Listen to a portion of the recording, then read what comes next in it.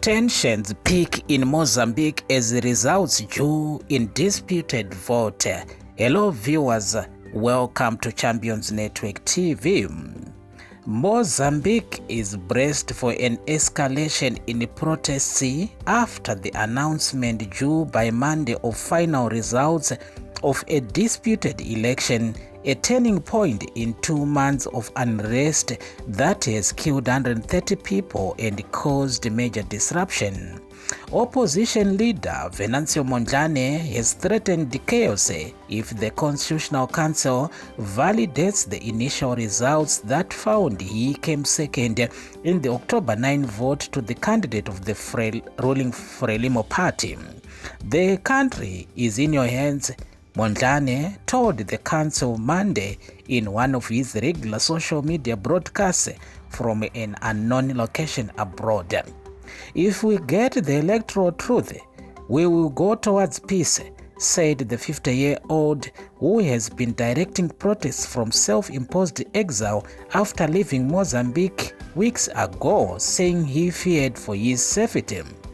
"If it is an electoral lie, we will bring the country down to a precipice, chaos and disorder," Mondlane said in a broadcast which has been watched by around 2.4 million people.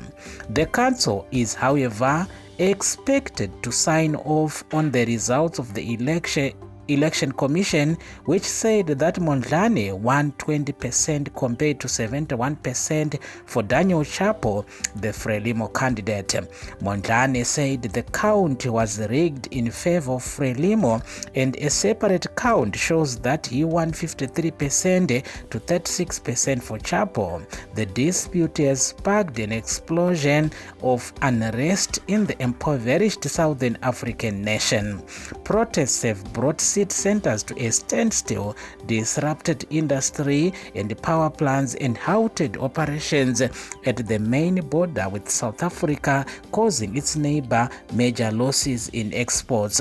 Police have been accused of using live bullets against protesters, with at least 130 people killed, according to the local civil society group Plataforma Decide, whose figures have been cited by Amnesty International.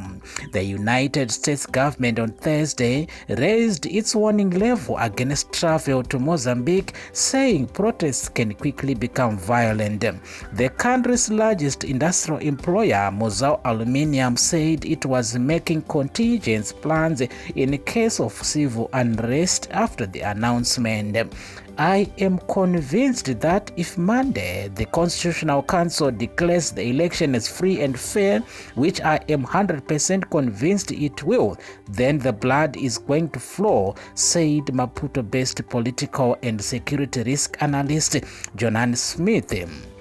The council has to deliver its ruling by Monday to allow President Filipe Nyusi to hand over power at the end of his constitutionally limited 2 terms on January 15. Mondlane said Wednesday he believed that Nyusi, 67, wanted to use the escalating tension to declare a state of emergency and stay in power. Nyusi dismissed the suggestion in an address to the nation on Thursday. "I have always said that I have no intention of strengthening power, and much less to serve a 3rd term," he said.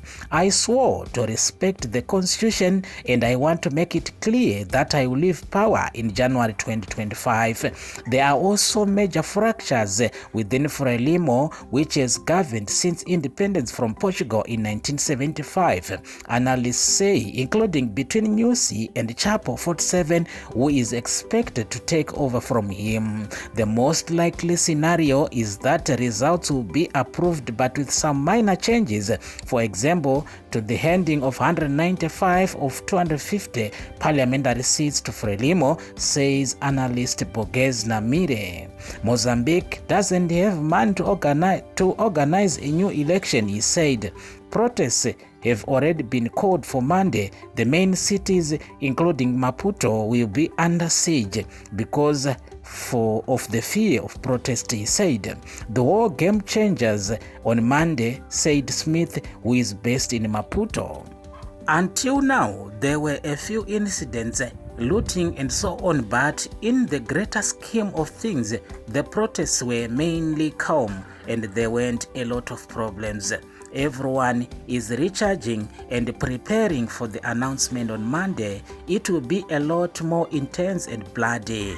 Thank you for choosing Champions Network TV. If you are visiting this channel for the first time, kindly subscribe so that you don't miss our future uploads.